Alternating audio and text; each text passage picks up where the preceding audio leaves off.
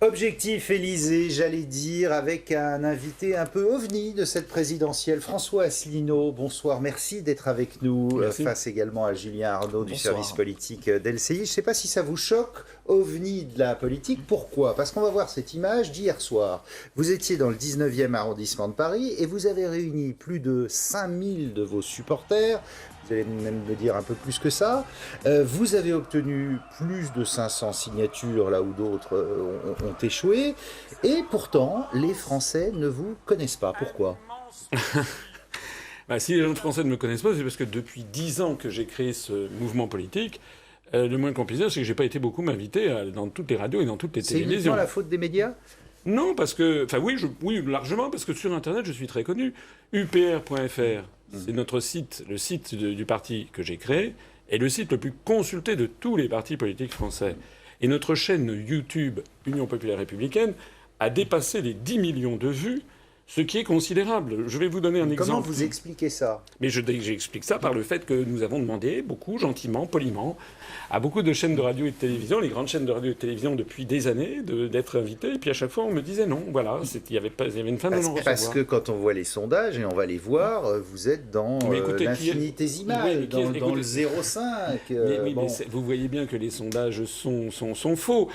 Pendant hier, nous avons eu 6500 personnes. C'est vraiment considérable.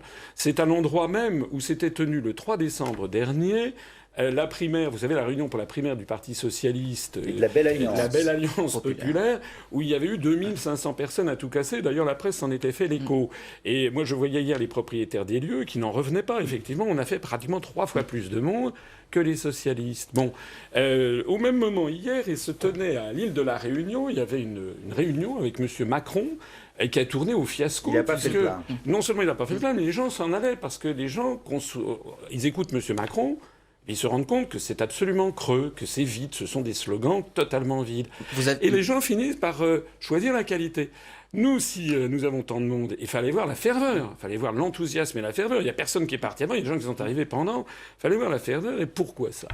Parce que moi, je vais au fond des choses, parce que depuis 10 ans que j'ai créé ce mouvement politique pour rappeler les Français à se rassembler au-dessus du clivage droite-gauche pour faire sortir la France de l'Union européenne, de l'euro et de l'OTAN. 1, je n'ai jamais varié. 2, je refuse toute ambiguïté. On parlera sans doute des programmes de quelques autres candidats. Qui se rapprochent de beaucoup d'autres. J'imagine ce que vous allez me dire. Je suis le seul candidat du Frexit, c'est-à-dire le seul qui prend l'engagement solennel.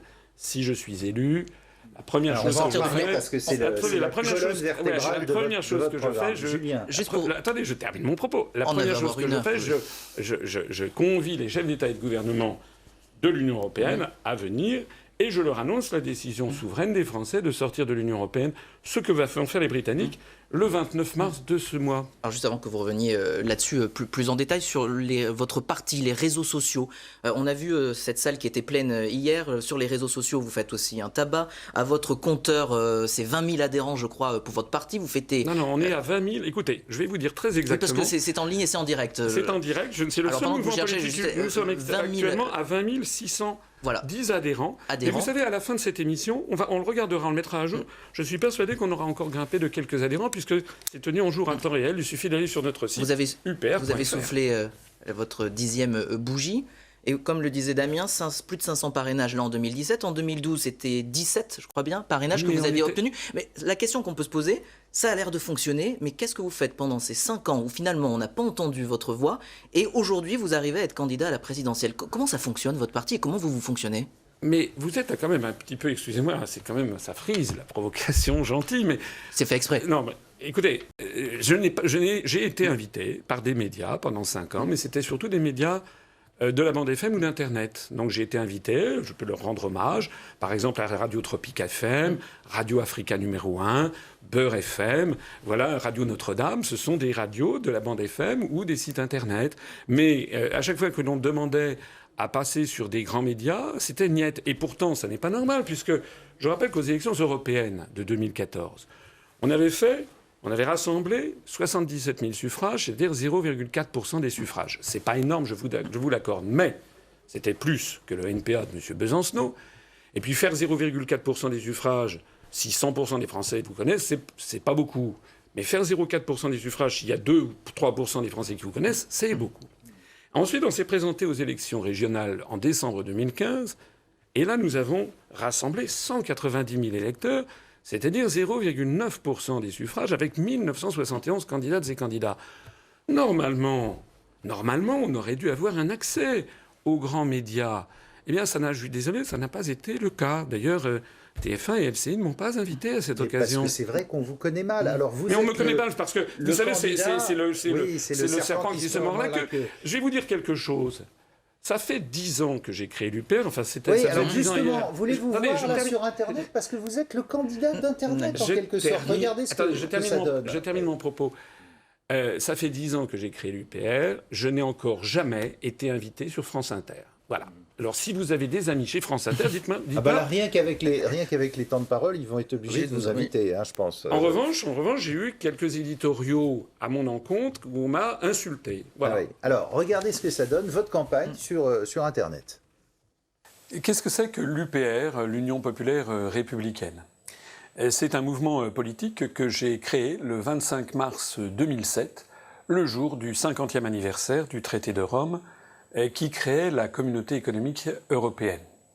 Et si j'ai créé ce mouvement politique ce jour-là, c'est à titre symbolique, parce que ce mouvement a pour objectif de rassembler tous les Français, quelles que soient leurs opinions par ailleurs, de droite, du centre ou de gauche. François Asselineau, c'est quand même extraordinaire, là, ce que vous faites. Vous êtes tout seul face à une caméra, avec un trucage vidéo minimum. Quand on voit les combinaisons politiques qu'il faut, justement, pour exister, la droite, la gauche, la recomposition, l'histoire, vous y allez comme ça. J'ai créé. Boum. Oui. Ça vous choque? Pas du tout. Vous savez, les Français, pourquoi est-ce que notre mouvement politique grimpe à une façon vertigineuse? Je crois que beaucoup de journalistes n'ont pas vu venir ce qui était en train d'arriver. Actuellement, quand je vous dis que nous avons notre mouvement 300 adhérents de plus tous les jours, c'est vrai. Je ne suis pas un menteur. Voilà. Or, les Français, actuellement, ils en ont ras-le-bol. Ras-le-bol de la politique politicienne, ras-le-bol des têtes qu'ils ont toujours vues. D'ailleurs, vous l'avez remarqué, parmi les 11 candidats. Je suis le seul. Alors vous êtes en politique depuis longtemps, sous Charles Pasqua, sous Jean Tibéry. Non. Alors, si, vous êtes présenté j'ai été dans aux des cabinets. Là, je vois vous êtes un homme de cabinet, vous avez fait HEC, l'ENA, vous êtes aussi du système. Mais d'abord, je n'ai pas dit que j'étais anti-système. Ça, c'est pas des qualificatifs que j'ai. J'ai fait HEC. Allez-vous me le reprocher? Pas du tout. J'ai fait l'ENA. Allez-vous me le reprocher? Je suis sorti vice-major. J'ai pris l'inspection générale des finances, qui est un des grands corps de l'État. Et vous étiez dans beaucoup de cabinets ministériels. Oui, ensuite, j'ai été dans des cabinets ministériels. Alors, est-ce que c'est faire de la politique? C'est un petit peu à mi-chemin entre l'administration et la politique, puisque ce n'était pas vraiment de la politique. Mais c'est vrai que j'ai travaillé au cabinet, notamment, du ministre de l'Industrie et du Commerce extérieur dans le gouvernement Balladur, sous la présidence François Mitterrand, et au cabinet du ministre des Affaires étrangères sous le gouvernement Juppé II, sous la présidence de Jacques Chirac. De telle sorte que pendant 4 ans, au cours des années 90, j'ai été dans les allées du pouvoir. Ça, c'est pour dire je suis un homme d'expérience. Mais je suis un homme... écoutez, excusez-moi de le souligner. Enfin, je suis bien obligé de faire un petit peu ma publicité, puisque les Français ne me connaissent pas. Je suis quelqu'un qui a de l'expérience. Je suis quelqu'un de solide, qui connaît ses dossiers. Et un de vos confrères, un jour, m'a dit, vous savez pourquoi on ne veut pas vous inviter? Personne ne vous dit le contraire, d'ailleurs. Je connais mes dossiers à fond. Et moi, je fais ce que je fais parce que j'ai découvert, en allant dans les allées du pouvoir, en accompagnant François Mitterrand en Corée, au Kazakhstan, moi, j'avais préparé les parties économiques et commerciales du dossier. C'était pour vendre le TGV en Corée. C'est d'ailleurs ce qui s'est passé. Ensuite, j'avais accompagné Édouard Balladur en Arabie Saoudite. J'avais accompagné Jacques Chirac au Japon, en Chine, en Asie du Sud-Est, dans toute l'Amérique latine. J'ai été reçu par le pape Jean-Paul II au Vatican. J'ai déjeuné avec Nelson Mandela. Des dizaines d'attachés ministériels qui ne se présentent pas à la présidence. Oui, mais attendez, mais des gens ayant cette expérience, il n'y en a vraiment pas beaucoup. Et je me permets d'insister sur le fait que parmi les 11 candidats qui se présentent aujourd'hui devant les Français, je suis l'un de ceux qui a le plus d'expérience en matière internationale, mais aussi en matière économique et financière. François Asselineau, où vous vous situez aujourd'hui? Souverainiste, eurosceptique, à droite, très à droite? On a du mal sur l'échiquier politique à vous mettre en quelque part, où vous dites finalement, moi ça me va, à bas les étiquettes? Écoutez, vous êtes journaliste. Bon, normalement, un journaliste, il va se renseigner auprès de la seule autorité en France qui est habilitée à donner une étiquette, c'est le ministère de l'Intérieur. Et vous êtes classé dans les divers. Le ministère de l'Intérieur n'avaient pas de raison particulière de m'être favorables. Bon. Avant les élections européennes, puis les élections régionales, ils ont examiné à la loupe tout ce que j'ai pu dire, écrire, les analyses et les propositions, et ils ont conclu que nous étions un mouvement divers, c'est-à-dire au-dessus du clivage droite-gauche. Moi, je préfère dire au milieu des Français. Bon, ça veut dire que je vous mets au défi d'aller regarder dans notre programme... Macron dit la même chose. Non, là, il y a une grande différence entre M. Macron et moi. Vous savez quelle est la différence? Allez-y. C'est que M. Macron, il dit une chose différente à chacun. Il va chez les socialistes, il dit « j'ai toujours été socialiste ». Ensuite, il rencontre Philippe de Villiers, il dit « je n'ai jamais été socialiste ». Bon, en fait, il dit c'est le caméléon parfait, c'est-à-dire vous le mettez sur un tissu rouge, il est rouge, sur un tissu bleu, il est bleu. Bon, vous savez comment on coince un caméléon, il faut le mettre sur un tissu écossais. Bon, moi, je dis toujours la même chose à tout le monde, c'est-à-dire que je dis aux gens qui m'ont rejoint, et qui sont plus de 20 600, et qui viennent de tous les horizons, de droite, du centre, de gauche, avec d'ailleurs une majorité de gens de gauche. Hier, par exemple... On en trouve beaucoup dans vos meetings, justement, oui, hier, des anciens qui ont voté socialiste, même à l'extrême gauche. Voilà. C'est ça le profil des militants, de vos électeurs? Et plutôt ça, parce que c'est un mouvement qui refuse tout extrémisme, qui n'a par exemple strictement rien à voir avec les propos anti-immigrés, islamophobes, etc. de Mme Le Pen. C'est un parti qui se concentre sur l'essentiel, le plus grand dénominateur commun des Français, c'est-à-dire récupérer leur souveraineté nationale, c'est-à-dire leur démocratie, parce que c'est de ça qu'il s'agit. Vous l'avez dit, vous avez travaillé sous Balladur, sous Chirac, sous Pasqua, sous Jean Tibéry. Non, je n'ai pas travaillé sous Jean Tibéry. Je n'ai pas travaillé sous Jean Tibéry. Vous étiez conseiller de Paris. Oui, d'ailleurs, j'avais quitté ce groupe, j'étais mis en non-inscrit. Et effectivement, j'ai travaillé auprès de M. Pasqua, je n'en disconviens absolument pas. C'était au Conseil général des Hauts-de-Seine, tout à fait. Et ensuite, vous oubliez de préciser que lorsque M. Sarkozy est arrivé à la présidence du Conseil général des Hauts-de-Seine, il était également un délégué. Il était également ministre des Finances et il m'a nommé délégué général à l'intelligence économique à Bercy. À votre avis, est-ce que c'est un imbécile qu'on nomme à ce poste? Non. Bon. Donc, si on m'a nommé à ce poste de délégué... Il vous en a fait sortir très vite, d'ailleurs, après. Non, ça s'est passé 2 ans après, pour une raison simple. Vous savez pourquoi j'ai été... en fait, on m'a prié de dégager de ce poste. C'est parce que dans le secret des cabinets ministériels, j'avais fait des notes, un très gros dossier, notamment, où j'expliquais que l'euro, de toute façon, exploserait. Et j'avais eu le tort d'avoir raison trop tôt. Mais on va peut-être parler de l'euro. Si nous voulons sortir de l'Union européenne et de l'euro... Alors, justement, ça n'est votre colonne vertébrale, c'est ça. C'est sortir de l'Europe, de l'euro, aussi de l'OTAN, et tout ira mieux? Alors, je n'ai pas dit que tout ira mieux. Bon, c'est comme si on avait dit à Charles de Gaulle en juin 40, alors voilà, vous voulez poursuivre la résistance, vous voulez créer la France libre, donc pour vous, tout ira mieux si les Allemands s'en vont. Mais évidemment, tout n'irait pas forcément. Il y aura des choses qui continueront d'aller mal, il y aura toujours des problèmes. Il le disait d'ailleurs, il y aura des problèmes avant, il y en aura après. Mais pourquoi est-ce que je veux sortir de l'Union européenne, de l'euro et de l'OTAN? Parce que l'Union européenne nous a volé notre démocratie, parce qu'elle nous impose des politiques que les Français ne veulent pas, et parce qu'elle nous entraîne à la ruine. Je vais prendre 2-3 exemples, si vous me le permettez. Pourquoi y a-t-il des délocalisations industrielles? Parce qu'il y a un article, qui est l'article 63 du traité sur le fonctionnement de l'Union européenne, qui force à la libre circulation des mouvements de capitaux. Ça n'existait pas avant 92. Et dans la langue française, le mot même de délocalisation est apparu en 1993, lorsqu'une entreprise, il s'agissait d'une entreprise Hoover à Dijon qui fabriquait des aspirateurs, a transféré son usine à l'étranger. Les délocalisations, c'est aussi dû à la mondialisation en général. Non, monsieur. C'est pas que l'euro ou l'Europe. Non. La mondialisation... Quand le textile est allé faire des t-shirts en Chine, c'était pas l'Europe. Bien sûr que si. Quand Moulinex est allé faire son petit électroménager ailleurs qu'en Normandie, c'était pas dû à l'Europe. C'était les coûts salariaux qui étaient moins chers. C'est justement dû à la libre circulation des mouvements de capitaux. Ça, c'est le premier point. Mais ça, c'est la mondialisation. Oui, non, attendez, vous me laissez parler. Oui. Bon, la mondialisation, c'est un jeu de dupes. Parce que figurez-vous que, effectivement, toutes les entreprises françaises peuvent aller se délocaliser en Chine, ça c'est vrai, ou en Tunisie, ou en Slovaquie. Mais en revanche, nous, par exemple, les Chinois peuvent acheter 1700 hectares de terre dans le Berry, c'était le cas au mois d'avril 2016. L'émir du Qatar peut racheter 5% de Vinci, peut acheter des hôtels ou le Paris Saint-Germain, etc. Mais l'inverse, ce n'est pas vrai. Parce que la grande majorité des États du monde n'ont pas accepté la libre circulation des mouvements de capitaux. C'est ça. C'est-à-dire que les Chinois peuvent acheter 1600 hectares de terre dans le Berry, mais si vous gagnez par exemple, à l'euro-million, et que vous voulez acheter, par exemple, j'ai pas des hectares d'un grand cru de thé de Chine, vous ne le pourrez pas. PSA vend plus de voitures en Chine qu'en Europe. Hein. Mais ça fait de sacrées rentrées d'argent. Je n'ai pas dit... Écoutez, jusqu'en 1992, il y avait un contrôle des mouvements de capitaux. Qui dit contrôle ne dit pas interdiction, dit contrôle. Par exemple, Peugeot avait eu l'autorisation d'aller s'implanter en Iran pour y fabriquer des voitures. Bon, il retourne en ce moment.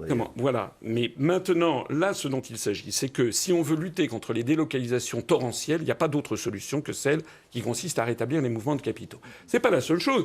L'article 106 du traité sur le fonctionnement de l'Union européenne condamne les services publics, nous force à privatiser les services publics. Et moi, je dis, dans mon programme, parce que mon programme, c'est pas uniquement un programme négatif, il y a beaucoup de choses positives. Parce que vous veux renationaliser en masse. Je veux renationaliser les grands services publics à la française, dont d'ailleurs certains sont encore largement nationalisés. Mais je veux interdire... GDF, France Télécom, qui s'appelle Orange. Orange, La Poste, la SNCF. Oui, et même TF1. TF1. Absolument. Pourquoi et les grandes banques bénéficiant de fonds publics. Ainsi, je me permets de préciser que les grandes sociétés d'autoroutes, dont la gestion a été privatisée, ainsi également que les grandes sociétés de concession. Et là, on revient dans l'esprit du début de la Ve République, où vous retournez 40 ans en arrière. Vous savez, les États-Unis d'Europe, quand ça a été lancé par Victor Hugo en 1849. Donc là, ça fait quand même à peu près 170 ans, n'est-ce pas, en arrière. Bon, moi, je veux ce que veulent les Français. Je suis le porte-parole des Français. Les Français ne veulent pas d'une société à l'américaine. Ils ne veulent pas plusieurs compagnies d'électricité non, je ne le pense pas. Je pense d'opérateurs téléphoniques, par exemple. Mais les opérateurs téléphoniques privés pourront continuer d'exister. D'accord. Je ne vais pas tout renationaliser. C'est un programme qui est beaucoup renationaliser TF1, par exemple. Parce que TF1 était une entreprise publique qui a été privatisée en 1986. Parce qu'elles étaient toutes publiques absolument. avant. Et puis à l'époque, il n'y avait pas ce qui est arrivé ensuite, c'est-à-dire la floraison de sociétés de télévision privées. Je ne veux pas nationaliser ni BFM TV, ni télé, ni cette floraison, cette bouquet de télévision qu'il y a eu. Mais en revanche, TF1, c'est un cas... le service public a déjà 6 ou 7 chaînes sur la TNT, par exemple. C'est un cas particulier. TF1, c'est la première part de marché. Et dans des grandes démocraties comme le Royaume-Uni ou le Japon, la première chaîne de télévision, parce qu'elle a un impact majeur sur l'opinion publique, est une entreprise publique. Vous refaites La Voix de la France, cher à Pompidou ? Ça sera une entreprise modèle en matière d'interactivité avec le public. Je veux notamment, par exemple, que vous savez, les boîtiers médiamétrie, c'est une entreprise, la TF1 Nouvelle, c'est une entreprise qui sera la voix des Français. C'est-à-dire que les Français pourront voter pour avoir, par exemple, tel débat politique, pour avoir telle personnalité qu'ils veulent voir ou d'autres qu'ils ne veulent pas voir. Ils reprendront en main la gestion de l'information. Il y aurait une majorité de télévision et de radio publiques avec votre système. Mais écoutez, de toute façon, vous savez bien que les télévisions, en ce moment, sont en train de perdre constamment des parts de marché au bénéfice d'Internet. En 2016, pour la première fois, les Français ont passé plus d'heures en moyenne chaque jour devant Internet que devant les télévisions. C'est un service que je rends à TF1. Et puis dans TF1 nouveau modèle, je voudrais aussi... sûr que... Dans TF1, peut-être les actionnaires de TF1... Les actionnaires de TF1 ne sont peut-être pas d'accord. fait partie, évidemment. Mais attendez, l'idée, c'est aussi de faire TF1, que TF1 ouvre l'esprit des Français sur le monde. Je suis désolé. Ce qui pour vous n'est pas le cas actuellement. Non, je pense qu'actuellement, il y a une surreprésentation des productions américaines. Vous êtes là pour le dire. Non, mais une surreprésentation des productions américaines, par exemple. Moi, je voudrais qu'il y ait des films, une soirée, par exemple, une fois par mois, par exemple, une soirée indienne, et puis là, le mois suivant, une soirée avec des films russes, et puis une fois après, ça serait des films japonais, et puis des films sénégalais, pour que les Français, et vous savez, ils adoreraient ça, vous verriez vos parts de marché augmenter, parce que les Français, moi je les vois. Hier, par exemple, les journalistes ont été sidérés non seulement par le nombre de personnes qu'il y avait au meeting hier, par la ferveur, mais aussi par l'extraordinaire diversité des Français que nous rassemblons. Quand vous êtes lancé, difficile de vous arrêter. François Asselineau, on va revenir un petit peu sur l'Europe, puisque, comme le disait Damien, colonne vertébrale de votre programme. On a vu cette Union européenne qui n'a jamais été autant contestée dans une présidentielle. Si on fait l'état des lieux de tous les candidats qui se présentent, on va dire presque 1 sur 2 veut remettre en question et en cause cette Europe. Qu'est-ce qui vous distingue du coup d'une Marine Le Pen, d'un Nicolas Dupont-Aignan? On va l'écouter, elle était en meeting à Lille. On entend votre réaction juste après.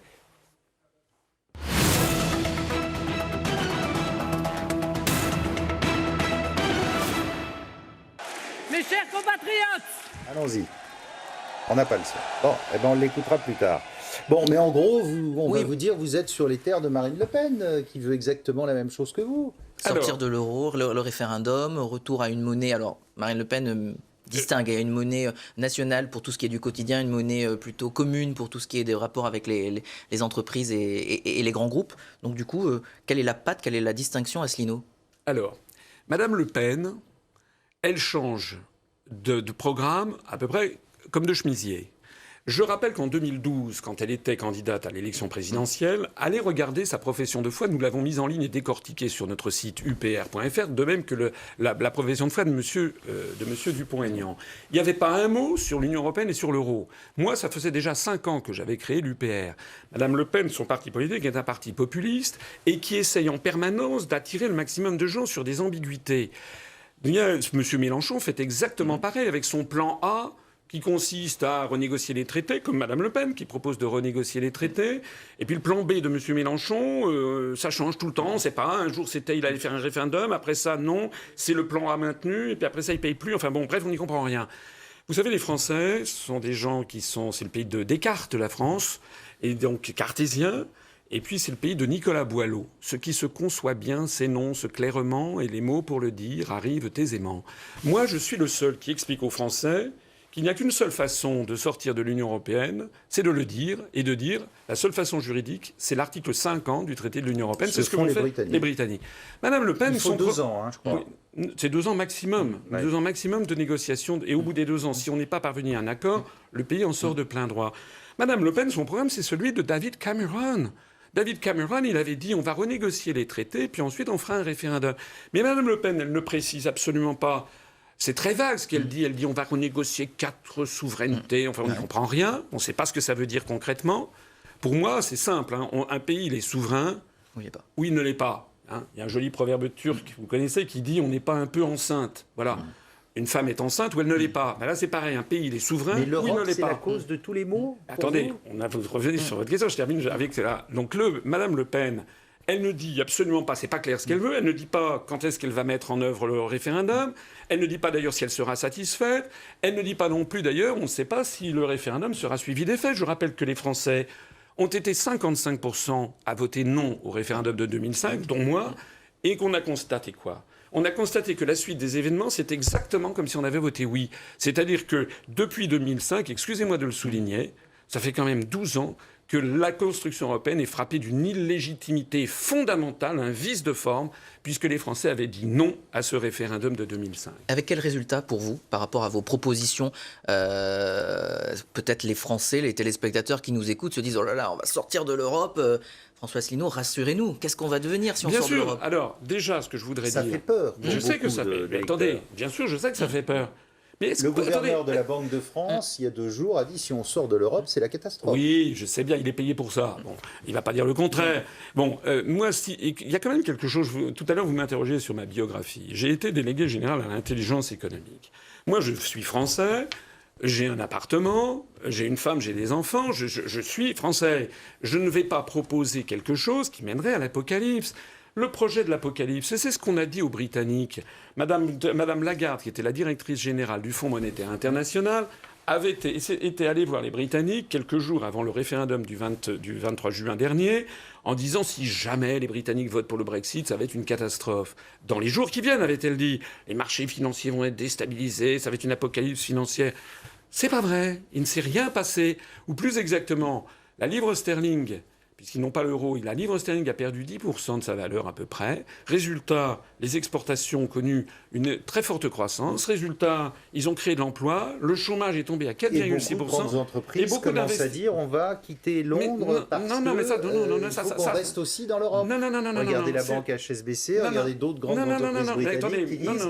On va relocaliser à Paris 1000 emplois. C'est ce que dit HSBC, par exemple. Mais s'ils le disent, mais ils ne l'ont pas fait. En revanche, moi, ce que je vois, c'est que vous avez Nissan qui a décidé de créer une nouvelle ligne pour fabrication des cache-gars, Boeing, Google, Yahoo. Il y a au contraire, toutes les semaines, des grands investisseurs qui disent qu'ils vont investir au Royaume-Uni. Et d'ailleurs, je voudrais dire aux Français qui m'écoutent, le Royaume-Uni n'a pas disparu dans l'apocalypse. Madame Theresa May, depuis attendez, ils sont toujours pas sortis pour l'instant. Ils vont lancer le programme, mais depuis. Madame Theresa May a reçu des quantités de propositions de traités de commerce venant de Chine, de Corée, d'Australie, de l'Inde, etc. Il y a des gens qui me font souvent ce procès, que vous allez peut-être me faire, qui consiste à dire vous voulez sortir de l'Union européenne, vous voulez isoler la France. Mais pourquoi voulez-vous isoler la France, puisque la France est un pays qui a toujours été très ouvert sur le reste du monde?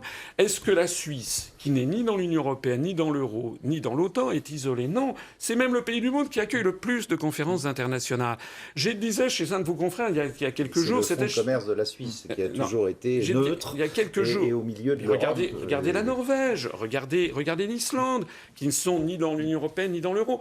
Il y a quelques jours, pas de grands pays comme la Grande-Bretagne ou la France. Mais aussi. Justement, la France est un très grand pays, donc la France pourra encore mieux se débrouiller dans le monde de nos jours. Votre autre arme politique, ça va être le référendum. Vous allez systématiquement demander aux Français de se prononcer par référendum sur les grandes questions? Non, pas systématiquement.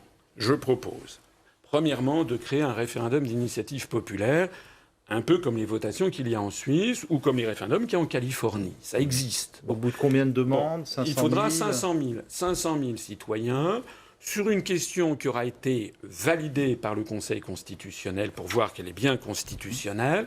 Si 500 000 citoyens vont déposer en mairie leur signature et leur pièce d'identité, à ce moment-là, la question sera posée. Bon, il y aura sans doute des contraintes pour qu'il n'y ait pas des référendums tous les jours. Ça sera sur des grandes questions. Vous savez, le référendum qui a chassé De Gaulle de l'Élysée, réunir 500 000. Qui est de gaulliste. Moi, je ne suis pas. Je fais souvent référence à Charles de Gaulle, mais le mouvement politique que j'ai créé ne se prétend pas gaulliste. Nous avons des gens venant de tous les horizons. Hier, par exemple, parmi les 6500 personnes, il y avait des membres du Parti communiste français qui sont montés à la tribune et qui ont eu le courage de dire qu'ils appelaient à voter pour moi parce que notre programme, c'est le programme qui s'inspire de celui du Conseil national de la résistance de 1944, bien entendu remis au goût du jour de 2017, notamment. Le contexte n'avait quand même rien à voir à l'époque. Mais vous savez, le monde est en train de changer à toute allure. Actuellement, nous ne sommes plus dans les années 80 et 90 du XXe siècle. Actuellement, regardez ce qui se passe aux États-Unis, regardez ce qui se passe au Royaume-Uni. Ce sont souvent des pays qui ont été un peu à l'avant-garde de ce qui allait se passer dans le reste des pays occidentaux. Il y a quelque chose qui est très important. Je voudrais revenir à ce qui me distingue de Mme Le Pen. Les États-Unis, ça vous va, Trump? Écoutez, moi je ne suis pas américain. Monsieur Trump, il a l'air d'être une personnalité un peu fantasque. Bon, il a dit des choses, d'après les propos qui sont rapportés, qui ne me conviennent pas du tout, puisqu'il a tenu des propos qui seraient, paraît-il, misogynes, islamophobes, etc.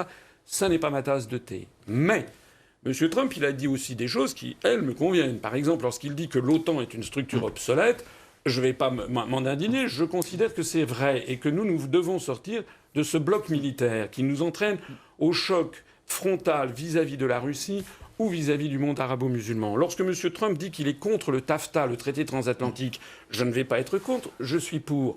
Lorsque M. Trump félicite les Britanniques pour le Brexit et dit que l'Union européenne va se désintégrer, je ne vais pas dire que je suis contre, puisque c'est justement mes analyses. Ce n'est pas seulement les analyses de M. Trump. L'un des plus grands cabinets d'intelligence économique américain, qui s'appelle Stratfor, a publié une enquête au début de cette année en disant l'Union européenne va exploser. Et c'est parce que depuis ma longue carrière, j'ai été réputé pour voir les choses à l'avance et les choses loin, que je propose aux Français, pendant qu'il en est encore temps, de sortir de l'Union européenne et de l'euro avant d'être ensevelis sous l'échafaudage qui arrive. Quand Vladimir Poutine rencontre Marine Le Pen, là vous dites quoi? Vous qui êtes plutôt partisan, qui aimait bien les propos ou les positions du président russe, vous applaudissez de main, vous dites bien joué? Je n'ai pas spécialement dit que j'aimais bien les propos du président russe. Nous sommes le seul mouvement politique qui se soit rendu en 2015 pour fêter le 70e anniversaire de la victoire de l'Union soviétique sur Staline, sur Hitler, parce que, comme mon grand-père me l'expliquait quand j'étais petit, ce sont les soviétiques qui ont battu Hitler avec la bataille de Stalingrad. Et j'estime que tout problème politique mis à part, il était du devoir des Occidentaux d'aller rendre hommage aux Soviétiques qui ont perdu des dizaines de millions de morts contre Marine Le Pen, Vladimir Poutine. Mais moi, ça, c'est le problème de Mme Le Pen. Mme Le Pen, à l'évidence, Poutine vient d'arrêter aujourd'hui 700 manifestants pacifistes dans les rues de Moscou parce que la manifestation était illégale. Est-ce que je suis allé voir Poutine? Non. Mme Le Pen, elle a besoin de béquilles. Voilà. Mme Le Pen, c'est l'héritière d'une SARL paternelle. Elle a hérité de ça. Mais elle a besoin de béquilles. Elle a besoin de béquilles conceptuelles. Parce que c'est pas une femme de dossier. C'est connu dans le Landerneau.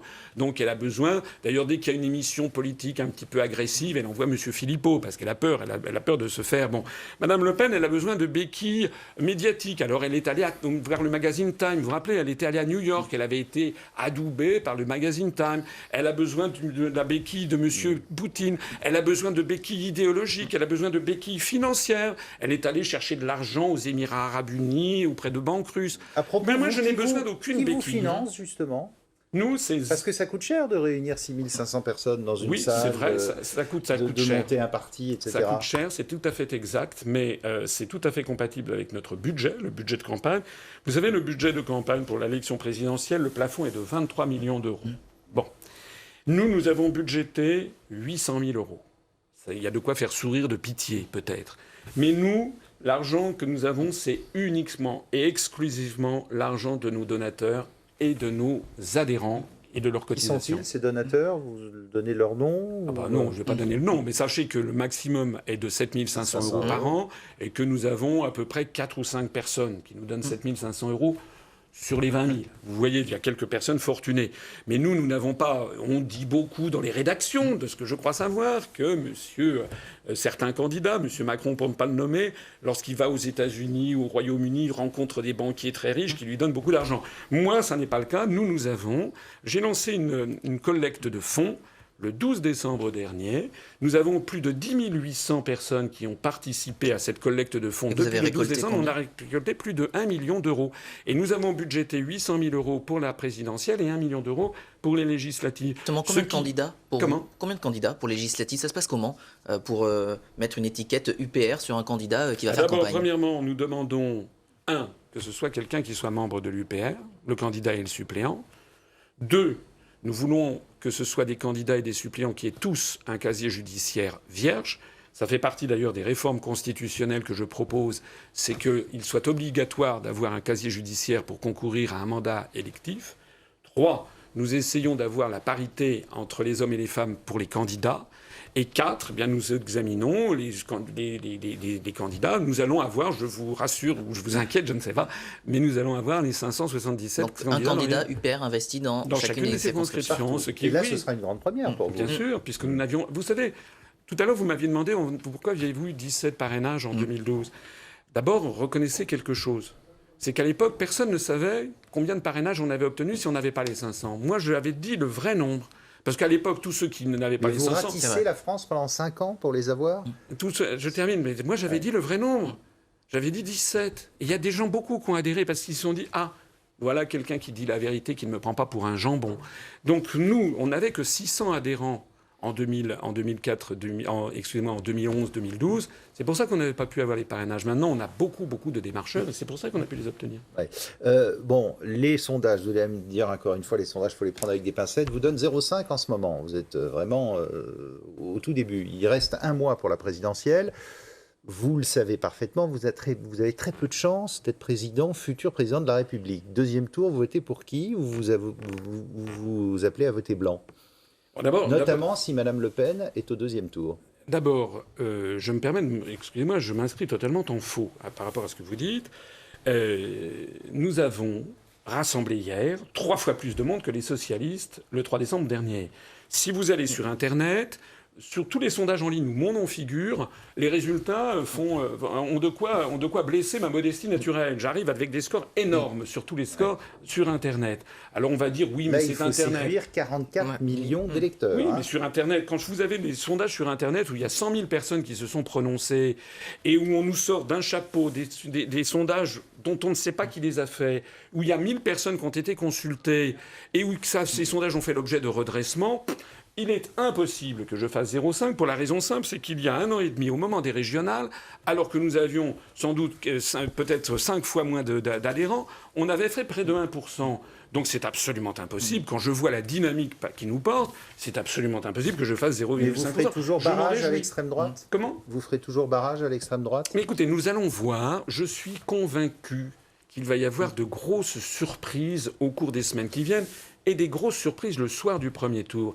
Et je pense, vous vous rappellerez cette émission, je pense que je vais être la surprise du premier tour. Donc vous pensez que vous fêterez vos 60 ans en septembre prochain à l'Élysée?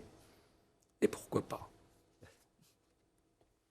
Vous savez, 50% des Français ne savent plus pour qui voter, ne veulent plus, ils sont dégoûtés par la situation actuelle. La campagne a sombré dans, c'est même pas de la médiocrité, c'est de l'infamie, avec des affaires qui sortent tout le temps. Les Français cherchent une offre nouvelle et les Français, ils veulent comprendre ce qui se passe. Moi, je leur propose tout ceci. Merci beaucoup, François Asselineau. Merci de m'avoir invité. Sur LCI, le président de l'Union populaire républicaine. Tout de suite, le journal sur LCI.